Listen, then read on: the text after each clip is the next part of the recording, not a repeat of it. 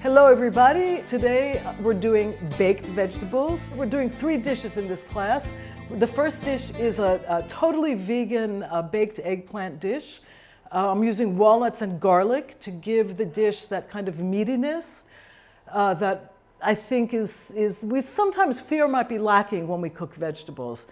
The second dish is a classic Greek briam, which is basically a roasted vegetable dish. So I thought I would include that today because it's something that people are familiar with. And the third dish is a recipe that actually calls for cheese, which is another kind of a trick for making vegetables more substantial.